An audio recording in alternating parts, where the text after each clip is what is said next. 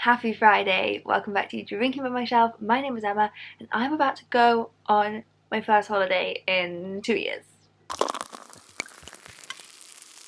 I am going on a weekend break to Corfu tomorrow morning. I am so excited, so of course I am bringing plenty of reading material with me and I wanted to do a little challenge. So I've been using the story graph for, I don't know, a while now instead of Goodreads and I love it. I think it's so good. And one of the things they do, because I signed up for the premium service, is personalized recommendations from your TBR list. So it looks at your TBR list and then kind of tells you what you should read next for various reasons. And two books that recently came up in that section caught my attention because Storygraph recommended the most and the least popular books on my TBR. So the book that had been shelved by other users the most times and the book that had been shelved by other users the least times. So the book that is the most popular, the most hyped by other people on the Storygraph is Beach Read by Emily Henry. So I bought it on my Kindle. I've been wanting to read this for ages. I haven't read any Emily Henry yet. I know there's quite a few and people love them. Maybe there's just two. I don't know. Maybe there's loads. But I'm going to read this one and it's a beach read and I'm going to read it in Corfu by a beach. The book that is the least hyped, that no one else on my Storygraph really seems to care about, is Dreamhouse by Alison Habens.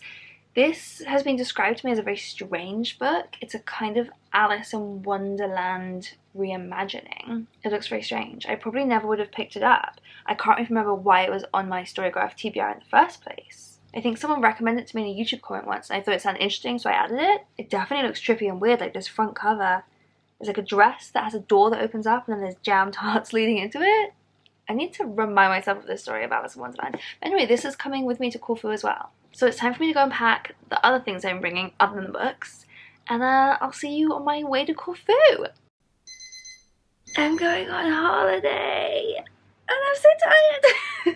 Whoa, we're going to Corfu. Da, da, da, da, da. Whoa, back to the island. Da, da, da, da, da. Whoa, we're gonna have a party. Da, da, da, da, da. Whoa, in the Mediterranean Sea. Oh, hi! Sophie, what are you reading on holiday? I'm reading Malibu Rising. Oh, okay. I read that. That was a nice noise. Okay, I read that. I thought it was fine. Emma's drinking by her cool. I'm literally drinking by myself because they're drinking coffee. Because it is 8 o'clock in the morning. It is 9 o'clock in the morning and I'm going to Corfu, bitches! Woohoo!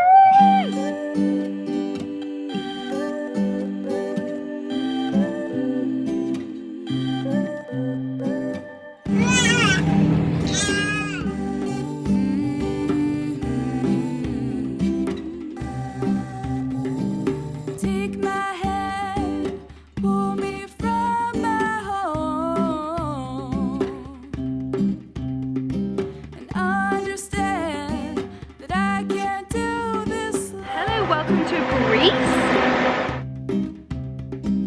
If my gold fingertips are too much for your warm light, you don't have to hold my hand. Obviously the second we arrived we just instantly started drinking Prosecco and I haven't updated you. But I've got loads and loads of thoughts about the book I'm going to tell you about probably tomorrow. Here we are. Look at this. That's where I'm going to read Beach Read tomorrow. But if you wanna comfort me with your lies, you can look me in the eyes and I don't want you to tell anyone, but I was sick. Yeah, I won't tell anyone. I don't want you to tell us. But I was sick. Go for it, Archie. Go for it, go for it. Ooh! It's funny how a paper thin love. Okay, so I've read basically. I'm so sorry. I read exactly. I'm so sorry. I've read exactly half of. I'm so sorry. I wish I wasn't hiccuping.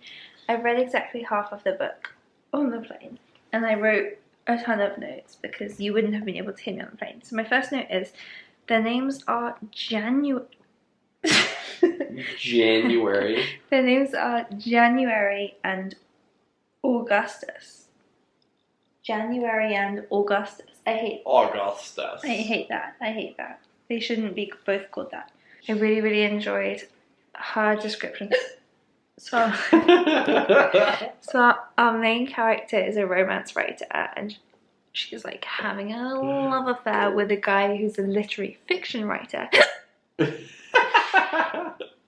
He's very snobby about romance. You have something to say? Yeah, I'm really funny. You have something to say? Oh. The basic premise of the book is that he's a literary fiction writer, she's a romance writer. They decide to swap genres, and I like every time she sticks up for every time she sticks up for romance as a genre, I'm like so on her side. It's just that I don't like it myself. Ow. Did you catch that on film? Of course I did. I have found a very cute little morning reading spot. This villa we're in is absolutely lush. I don't know if I've even done a tour. I'll do a tour in a minute. So I know I tried to film last night after a lot of wine when I had hiccups. I don't know if any of that footage is going to be usable. So I'll say some of it again now, and then we can use bits. So my main thoughts of the book. I'm halfway through the book. I'm actually really enjoying it on the plane, but it's interesting reading it because a lot of the book is talking about genre. Hello, Wasp. Don't land on me, Wasp. No, go away, Wasp. The book is talking about genre. So it's these two writers. One of them is a romance writer, one of them is a literary fiction writer. And they both have opinions of each other's genre. And I actually loved, as someone who loves literary fiction, I loved the description that she gave literary fiction, especially written by men. I don't tend to read as much written by men. There was like, literary fiction is just books written by disillusioned white men who are wandering the world, misunderstood and coldly horny. That was perfect. And he's really snobby towards her genre, or sounds it. She thinks he's being snobby. And obviously I don't like that. I don't condone that. Like, every genre is equally valid, equally hard to write. It has its perfect readers and all of that. It's just I don't personally get as much from the kind of upbeat women's fiction. And you know, she does address the fact that it's called women's fiction is already very sexist, but I don't personally get as much from that genre as I do from reading literary fiction. So it took me a little while to get into the story, but I'm really enjoying it now, actually. But they're doing this challenge where they're trying to write in each other's genres, and we're hearing a bit about the ideas. And actually, the literary fiction book that she's writing, I really want to read it. It's like set in the circus, it's historical fiction, it sounds really good. And he's also talking about the book that he was getting like writer's block trying to write before, and I really want to read that one. It's like a really dark book set in a cult. So I wonder if Emily Henry will actually write those books. I would really enjoy that.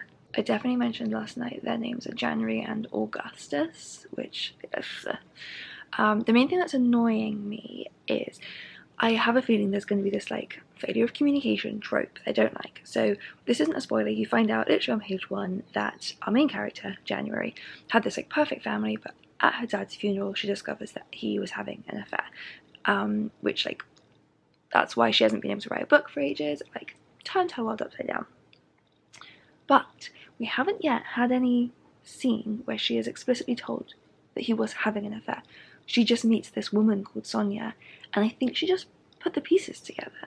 But no one actually said he was having an affair. I think the woman's going to end up being his sister or something instead. Like, he had a secret sister who was visiting, or an old friend. I don't think that the actual truth is going to be that he was having an affair, because she does specifically mention that after this woman showed up at the funeral, she instantly knew, oh my god, that's what this was. And then her mum hasn't been taking her calls ever since then, wanted to talk about it.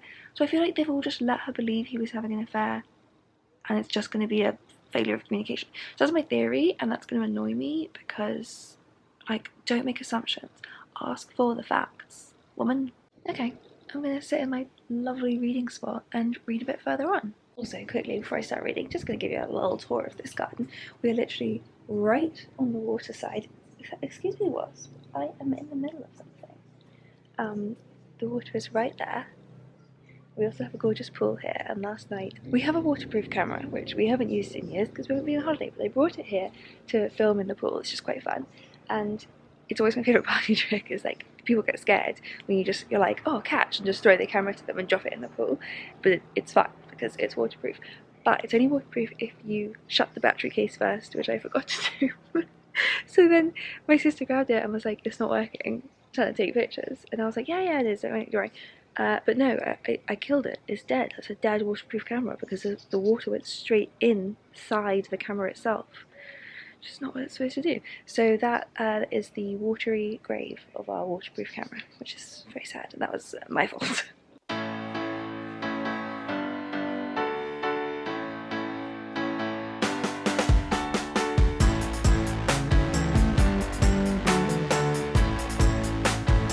No complaints at all about this on the spot for some reading.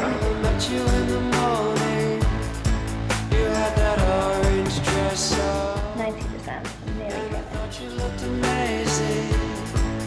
In my eyes you were perfection.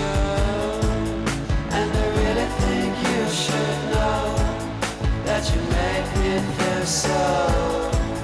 Whoa, whoa, whoa, whoa.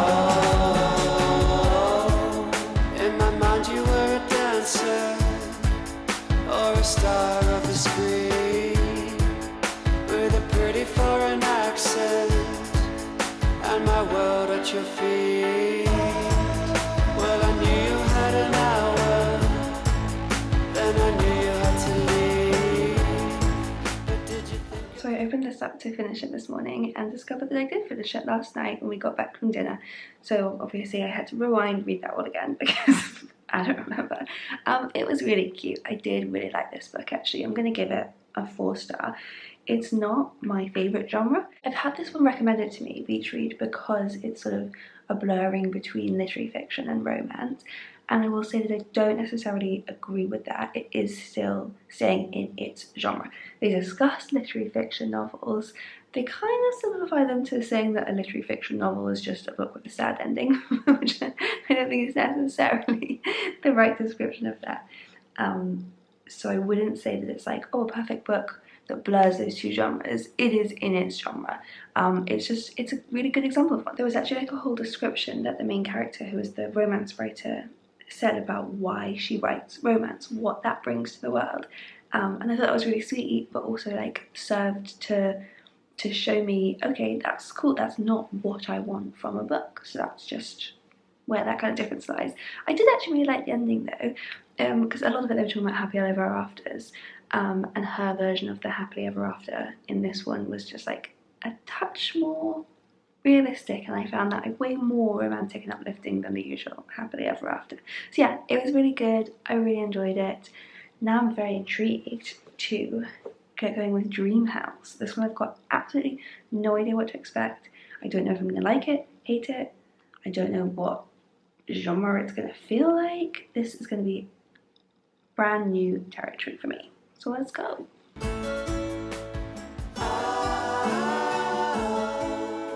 Okay, this is already fantastic. It is completely bizarre, hilarious. I'm so into it. I'm predicting 5 stars.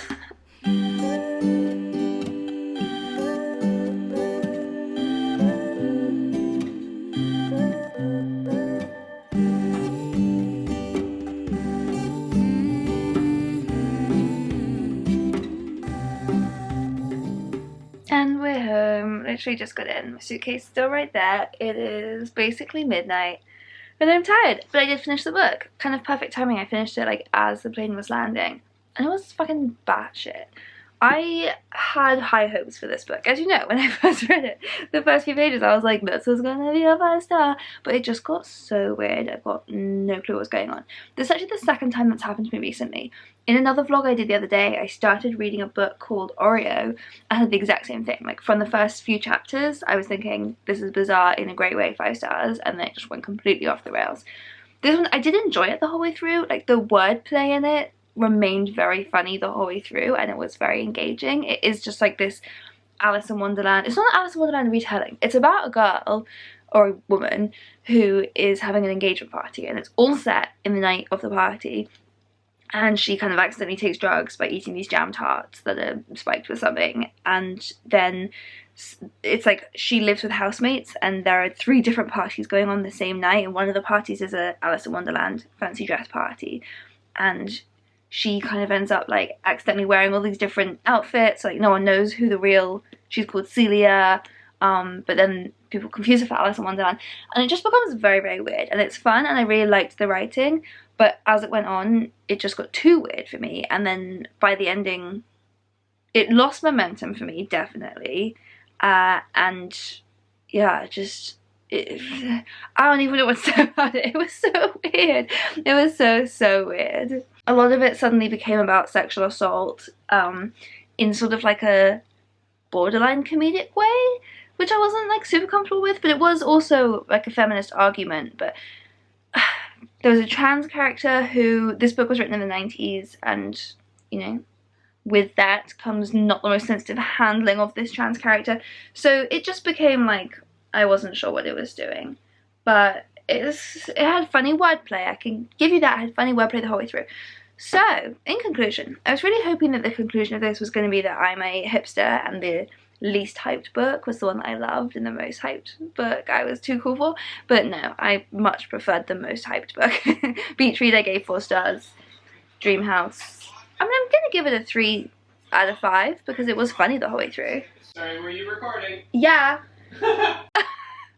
There goes RG being loud in the background. Classic. But that's fine. I'm gonna wrap this up. That was a fun little experiment, so I might do it again because Storygraph is now gonna generate me a new most and least hyped books. Maybe I'll try them again. But I hope you enjoyed coming to Corfu with me on our whirlwind adventure, and I'll see you next time.